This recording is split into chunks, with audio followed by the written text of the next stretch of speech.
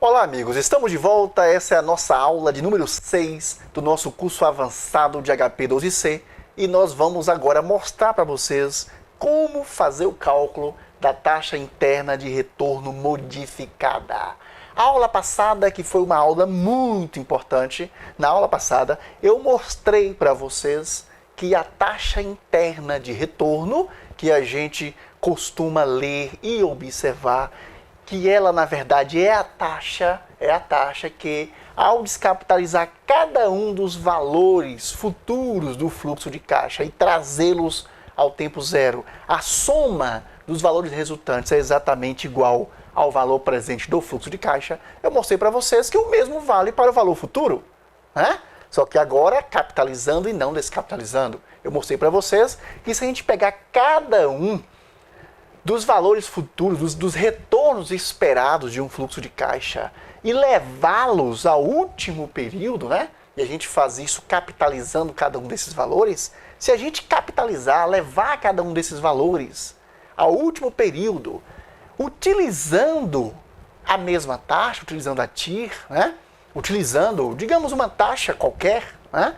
Uma taxa qualquer, quando a gente somar os valores resultantes, a gente vai ter o fluxo de caixa, a gente vai ter, ou melhor dizendo, o valor futuro deste mesmo fluxo de caixa. Então, agora a gente dá uma definição mais completa para a TIR, né? Antes de fazer o cálculo da taxa interna de retorno modificada, da MTIR.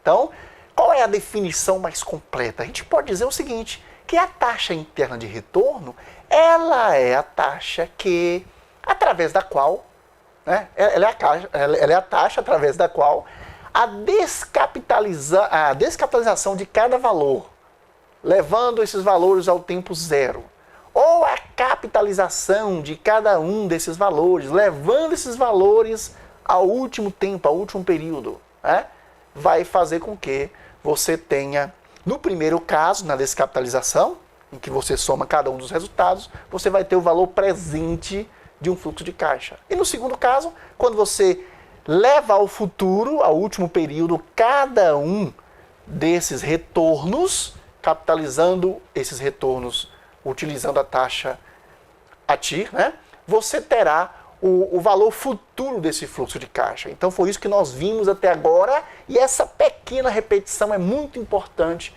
para você entender a TIR. Aí eu disse para você, bom, esta conclusão, ou melhor, este cálculo, essas propriedades matemáticas, nos leva a perceber que a TIR, o cálculo da TIR comum, mostra que, em verdade, cada um desses retornos estão sendo reaplicados à mesma taxa.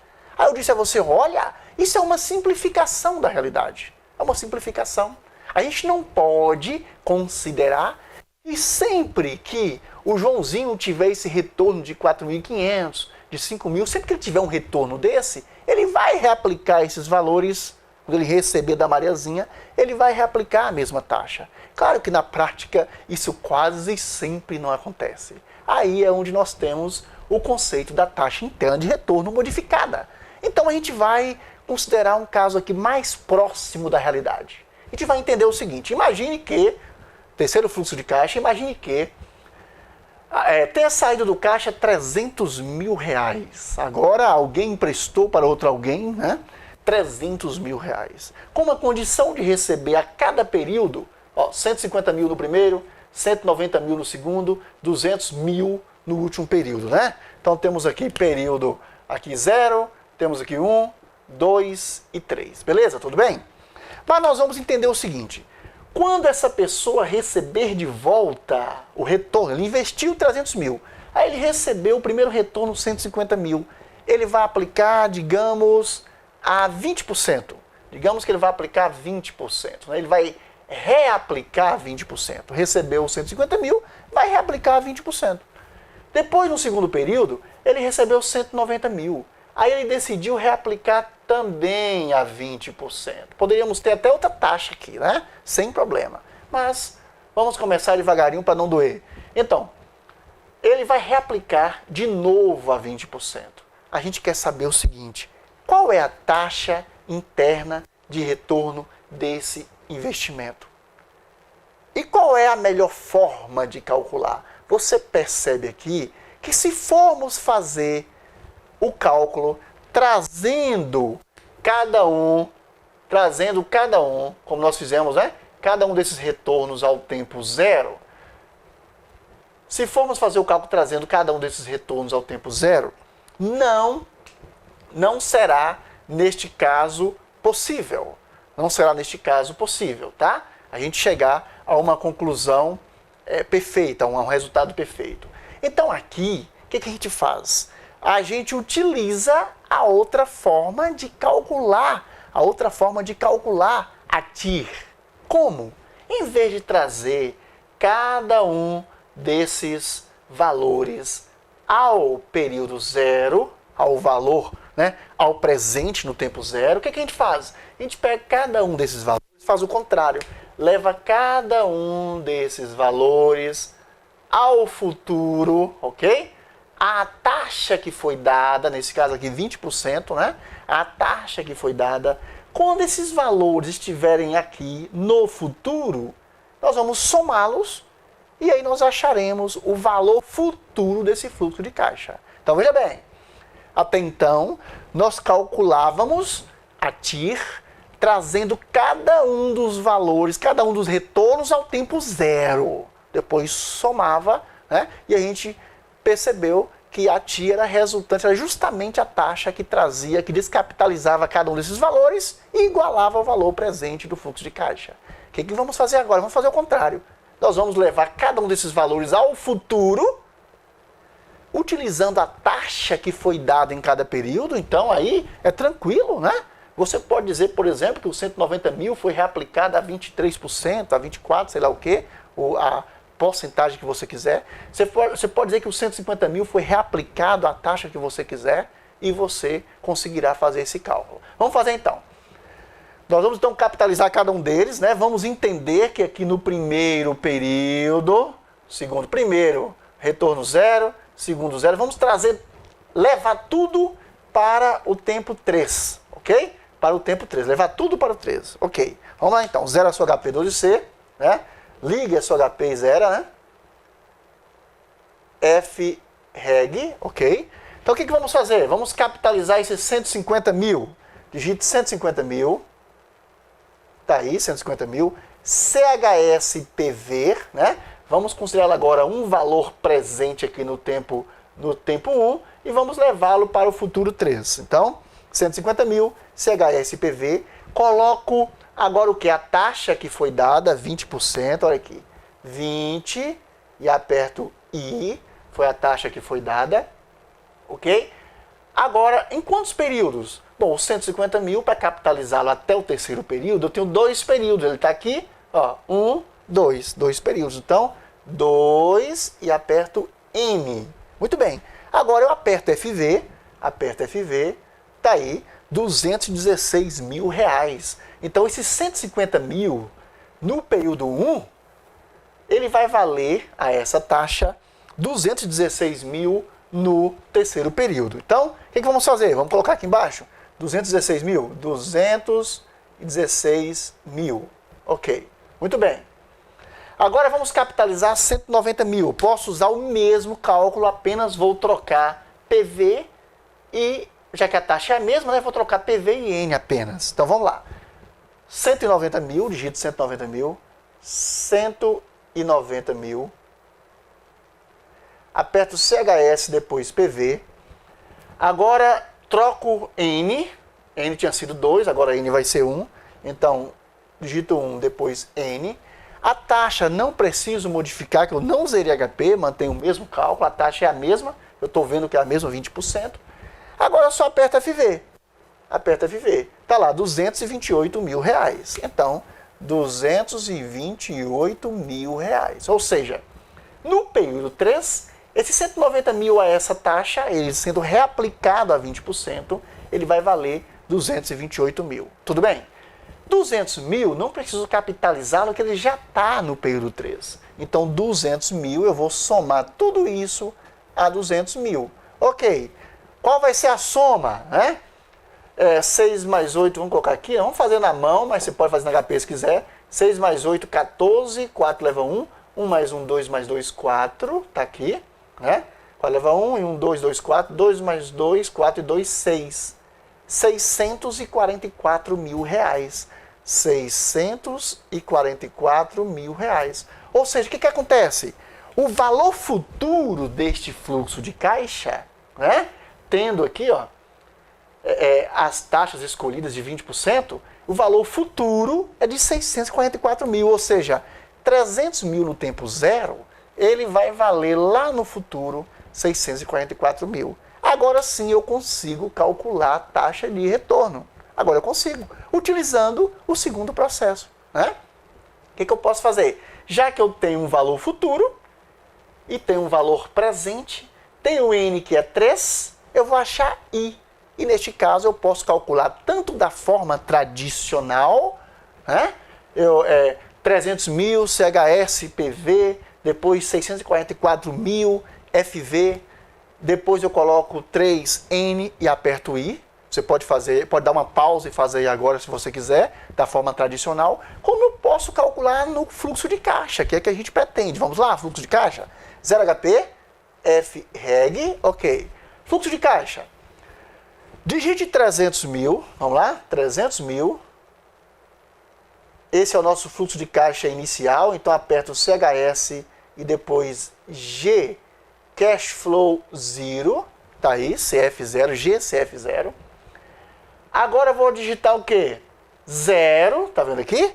Digito 0, GCFJ, 0 GCFJ, depois de novo, 0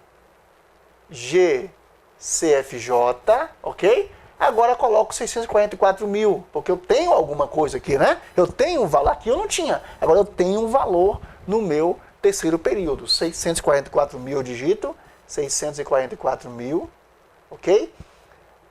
GCFJ, tudo bem. Agora sim eu vou achar a minha taxa interna de retorno, FIRR. Aperto F e depois IRR. Vamos lá? FIRR. Tá aí. A minha taxa interna de retorno é de 29%. Minha taxa interna de retorno modificada é de 29%, ok? Aí eu vou chamar de emitir. Emitir, 29%, ok? Vou chamar de emitir a minha taxa interna de retorno modificada. Você deve estar se perguntando assim, professor, e se eu não colocasse 20%, vamos fazer? Se a gente não exigisse ali os 20%, se a gente não determinasse a taxa de reaplicação, ok? Sabemos que determinando 20% como a taxa de reaplicação desses valores, a gente tem uma taxa interna modificada de 29%, né? E se eu não tivesse os 20%, vamos tirar os 20%? Vamos supor que não tenha sido reaplicado, né? A outra taxa, que tenha sido reaplicado a mesma taxa. Agora sim a gente pode calcular a taxa interna de retorno comum. 0 a sua HP, ok? FREG, 0 a sua HP. Vamos colocar 300 mil. A gente vai agora ao fluxo de caixa, ao terceiro fluxo, né? Então vamos, 300 mil. 300 mil. Aperta CHS, depois GCF0, ok? Agora 150 mil GCFJ. 150 mil, que é o primeiro retorno. GCFJ. Depois 190 mil, que é o segundo retorno, GCFJ. 190 mil, GCFJ, ok? 200 mil GCFJ, GCFJ, ok? Agora sim, eu aperto F e RR, F e depois IRR, vamos lá? F e RR, tá aí, 34,21%. Então, a TIR, 34,21%. Ok, você percebeu que se não se falar em uma taxa para reaplicação de cada valor, o que nós teremos é uma taxa de retorno de 34,21%. Ou seja, é considerar que esse investimento de 300 mil, ele vai trazer retornos, digamos que sejam mensais. Retornos mensais, mensal é muito, né? Digamos anual. Retornos anuais de 150 mil reais, tudo bem? Eu investi 300 mil, primeiro ano 150 mil, segundo ano 190 mil de retorno, terceiro ano 200 mil de retorno, ok? Qual é a minha taxa interna de retorno? Quando eu faço o cálculo sem dizer que cada valor foi reaplicado a uma taxa diferente, eu terei a minha taxa interna de retorno de 34,21%. Tudo bem? Ok. Mas isto é uma simplificação da realidade. Isto é acreditar, supor que cada valor será reaplicado sempre à mesma taxa. Como, na verdade, isso quase nunca acontece, né? A gente determinou em 20%. A gente foi mais modesto. Olha, esse 150 mil, quando ele retornar para mim no final do primeiro ano, eu vou reaplicá-lo em outra situação lá a 20%. Ok? Muito bem. Esse 190 mil, quando ele retornar para mim ao final do segundo período, do segundo ano, eu vou reaplicá-lo a 20%. Aí, neste caso, a gente teve o quê? Uma taxa interna de retorno modificada, uma emitir. Então, o que é a emitir? O que é a taxa de retorno interna de retorno modificada? Ela é, na verdade, a taxa que representa, ok?